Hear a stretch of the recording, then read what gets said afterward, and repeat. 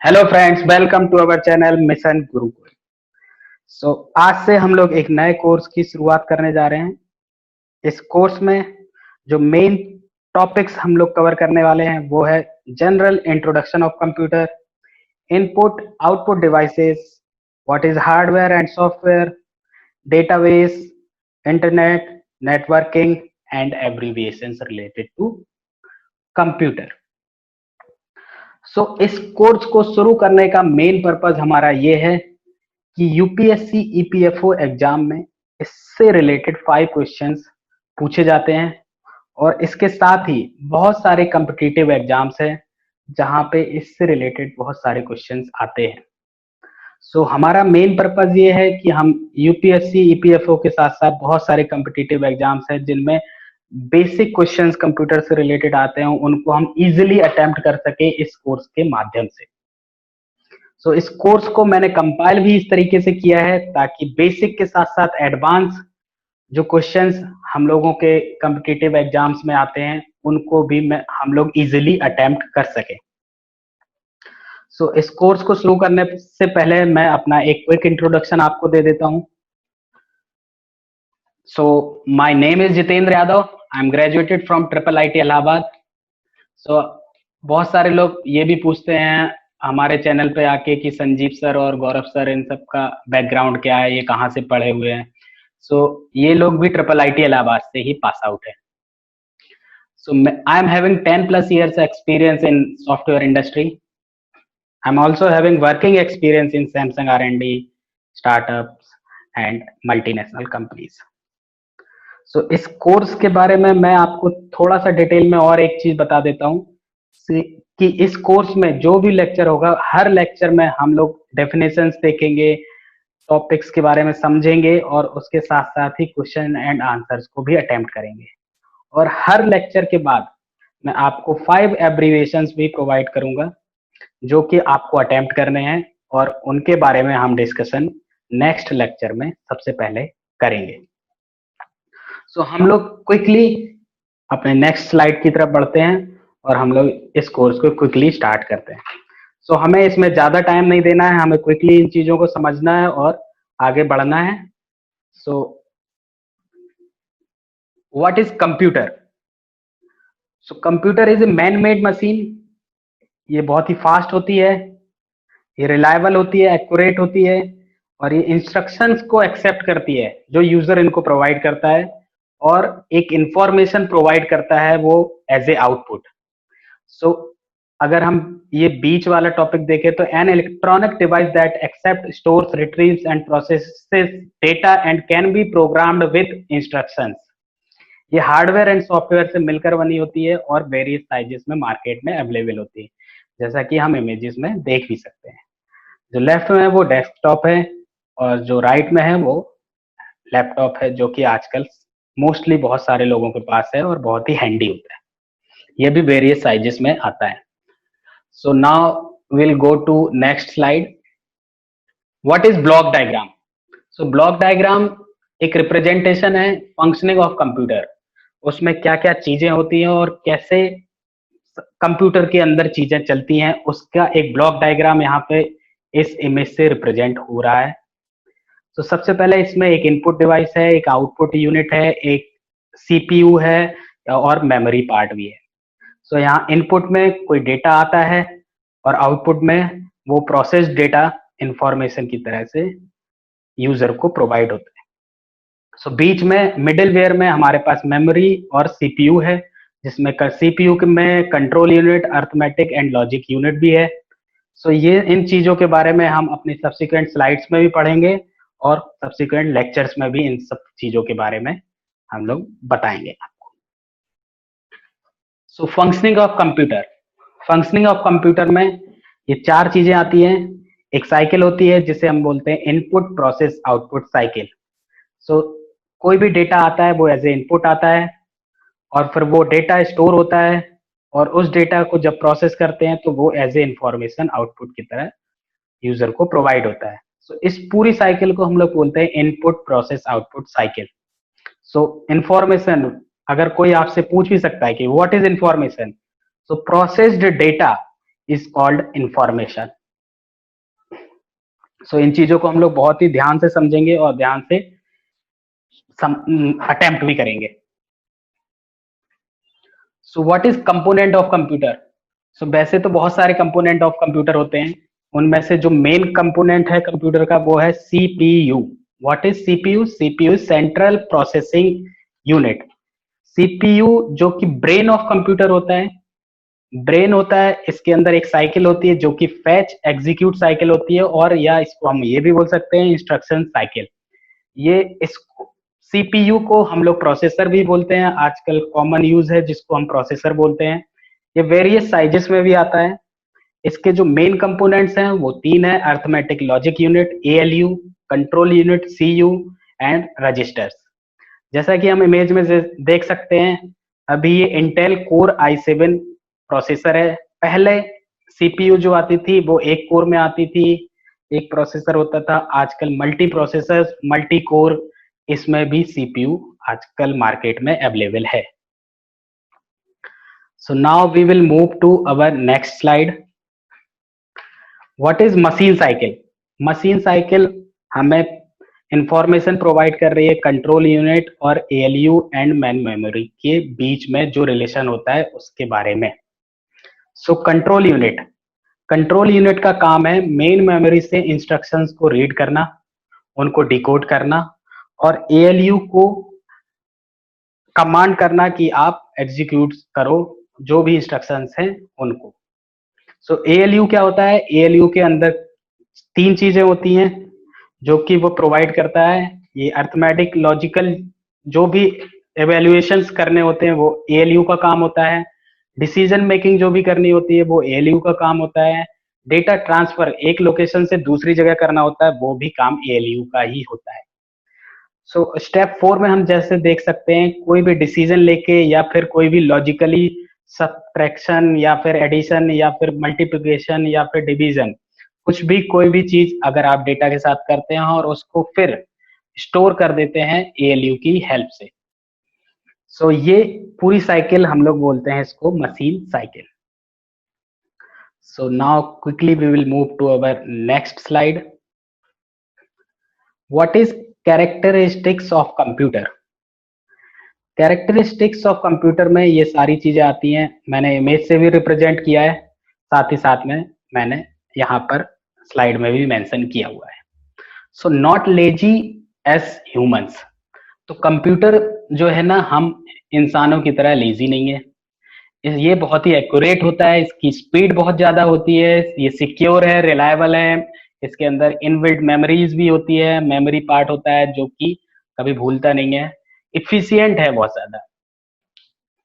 इसके साथ साथ ये कभी टायर्ड नहीं होता है, बोर नहीं होता है, जिसको हम लोग डिलीगेंस भी बोलते हैं।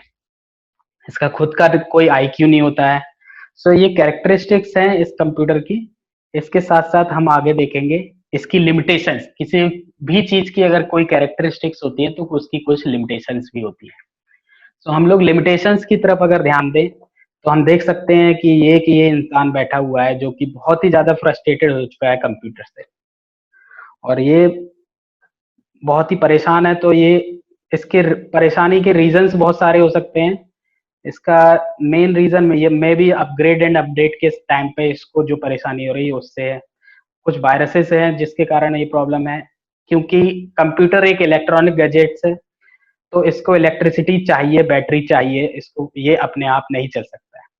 तो इसकी खुद की कोई इंटेलिजेंस नहीं है कंप्यूटर की। ये इंस्ट्रक्शंस को फॉलो करते हैं जो भी सॉफ्टवेयर में इसको एज ए सॉफ्टवेयर इसको प्रोवाइड होते हैं। सो ये सारी चीजें हमने अपनी स्लाइड्स में इन सारी चीजों को कवर किया है। सो आई थिंक ये हमारे लेक्चर का पार्ट था। अब हम लोग क्विकली क्वेश्चंस एंड आंसर्स की तरफ मूव करेंगे और हम देखेंगे कि हम इन सारी स्लाइड से क्या क्वेश्चंस एंड आंसर्स को कवर कर सकते हैं। और मैंने क्वेश्चंस एंड आंसर्स को ऐसे कवर किया है कि हमारे कुछ क्वेश्चंस एंड आंसर बहुत सारे competitive exams, even UPSC PFO में भी प्रीवियस ईयर्स में आए हुए। सो हम लोग इस पे अटेंशन पे करेंगे। So now we'll move to questions and answer. So We'll now move to first question. Which of the following is not a basic function of computer? Which of the following is not a basic function of computer? So options है accept and process data, store data, scan text, accept input.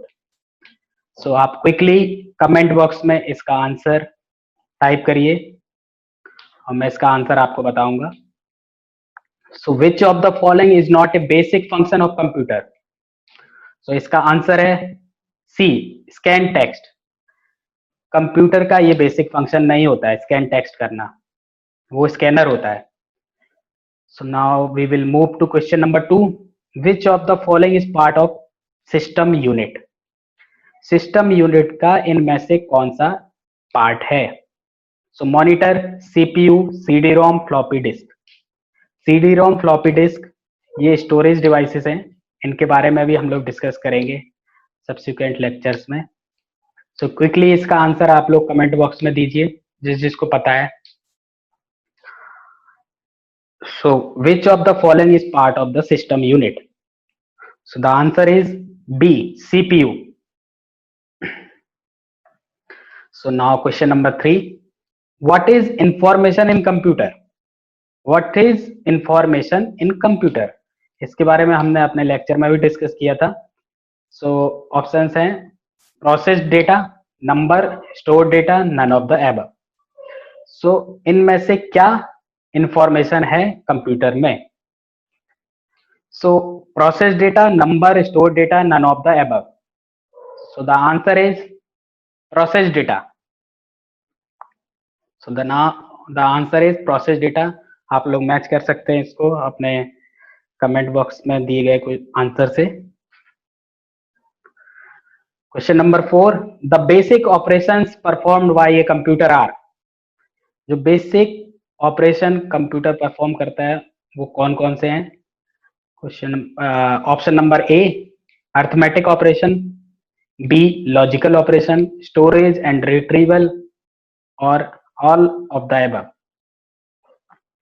तो basic operations computer perform करता है, इनमें से कौन से हैं वो? So the answer is D, all of the above. So the answer is D, all of the above. So now we will move to question number 5. The brain of any computer system is. The brain of any computer system is. ये हमने अपने lecture में भी discuss किया था. So option is ALU, memory, CPU, control unit. The brain of any computer system is ALU, memory, CPU, control unit.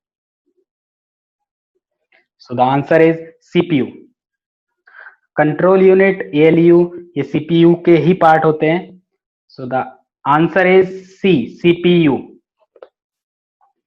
Now we will move to question number 6. Computer is free from tiresome and boredom, we call it. Computer is free from tiresome and boredom, we call it. ये भी हमने discuss किया था अपने lecture में. सो इसका answer मुझे सबसे चाहिए. अपने कमेंट बॉक्स में इसका आंसर दीजिए सब लोग. Accuracy, reliability, डिलीगेंस, वर्साटाइलिटी.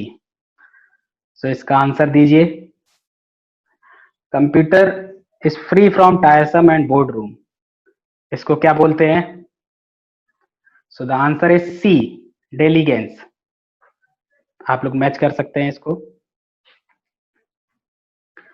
So question number 7. Central processing unit is. Central Processing Unit, that means CPU, is circuit, software, chip or box. Circuit, software, chip and box. So Central Processing Unit is circuit, software, chip or box. So the answer is chip. इसको हम लोग integrated chips भी बोलते हैं. ये हमारे आजकल mobile में भी यूज हो रहे हैं, जिनको हम आईसीज भी बोलते हैं. So question number 8. VDU stands for. VDU stands for. हमने लेक्चर में डिस्कस नहीं किया है बट हम लोग इसको क्वेश्चन एंड आंसर में कवर कर रहे हैं. VDU stands for Visual Desktop Unit, Visual Display Unit, Virus Detection Unit, Visual Dial Unit. VDU stands for. So I hope बहुत सारे लोगों को तो ये पहले से पता होगा. लेकिन जिसको नहीं पता है उसके बारे में हम लोग इसके बारे में हम यहाँ से पता करेंगे। इसका आंसर मैं प्रोवाइड करूंगा, आप लोग देख सकते हैं। VDU stands for, so the answer is B, visual display unit. So the answer is visual display unit. Now question number 9. Three main parts of CPU are, three main parts of CPU are ALU, CU, ROM, ROM, RAM, floppy disk, cache, CU, register, RAM, ALU, CU, registers. So इसको attempt करें। जो main 3 part हैं CPU के वो कौन कौन से हैं? ALU, CU, ROM, RAM, floppy disk, cache, CU, registers, RAM, ALU, CU, registers. सो CU होता है कंट्रोल यूनिट, ALU है अर्थमेटिक लॉजिक यूनिट, ROM होता है रीड ओनली मेमोरी, RAM होता है रैंडम एक्सेस मेमोरी। इन सब के बारे में भी हम लोग डिस्कस करेंगे सब्सिक्वेंट लेक्चर्स में। सो अभी इसका आंसर हम लोग लेते हैं। So the 3 main parts of CPU are ALU, CU and registers. इसके बारे में हमने लेक्चर्स में डिस्कस किया है। So now will move to question number 10. Computer has capacity. Computer has capacity. Very high, undefined, defined, very low. Computer has capacity. So आप I hope बहुत सारे लोगों के पास कंप्यूटर होगा, तो उनके पास कैपेसिटी होती है, और हम लोग बोल सकते हैं स्पेस होता है। तो कितना होता है? वेरी हाई, अनडिफाइंड, डिफाइंड और very low. So the answer is defined और limited. Computer has limited capacity. Processed data is called, processed data is called stored data, information, input, facts. Processed data is called stored data, information, input or facts. So the answer is B, information. जो process data होता है उसको हम लोग information बोलते हैं। आप लोग अपने आंसर को मैच कर सकते हैं। Question number 12. Mainly data consist of, mainly data consist of numbers, alphabets, files, information, facts and directories, numbers only. So data जो है वो किन से मिलकर बना होता है? numbers, alphabets से, files, information से, facts and directories से, numbers only से। so इसका आंसर आप लोग कमेंट बॉक्स में दीजिए जल्दी से। mainly data consist of, so the answer is numbers and alphabets. numbers and alphabets से मिलकर डेटा बनता है। सो आप लोग अपने आंसर को मैच कर सकते हैं।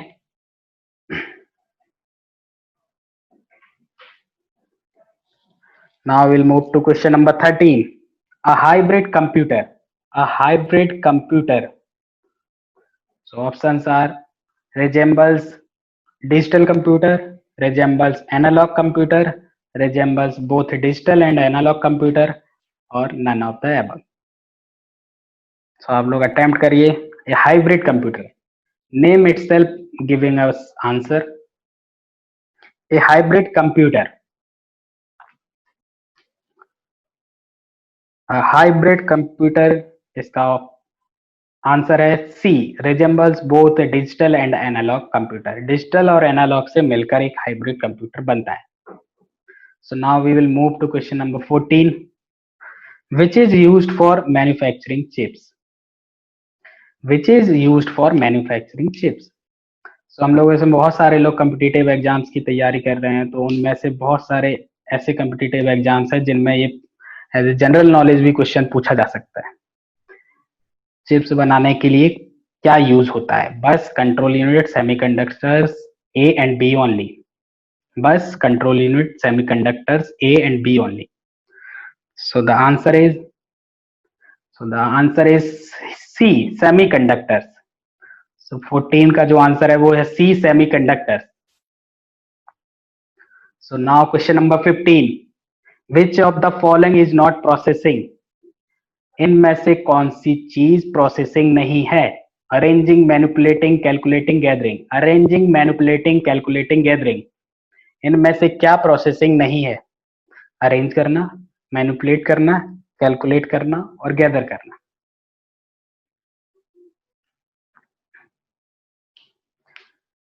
So the answer is D, gathering. Gathering processing का पार्ट नहीं है। So answer is D, gathering processing का पार्ट नहीं है। आप लोग मैच कर सकते हैं अपने आंसर से। So now we will move to daily abbreviations of this lecture. So आज की 5 एब्रीविएशंस जो मैं आपको दे रहा हूं, आप अटेम्प्ट करिए। इनके बारे में हम डिस्कस नेक्स्ट लेक्चर में करेंगे। सो 1 2 3 CU ALU BDU, इन सब के बारे में हम लोग डिस्कस पहले भी कर चुके हैं। GIGO गीगो, PDA ये आपके लिए नए हैं। सो इनके बारे में आप लोग गूगल करिए, कहीं से पढ़ के आइए, समझिए, और इनके बारे में हम लोग नेक्स्ट लेक्चर में डिस्कस करेंगे। So thank you so much guys, stay tuned, bye bye।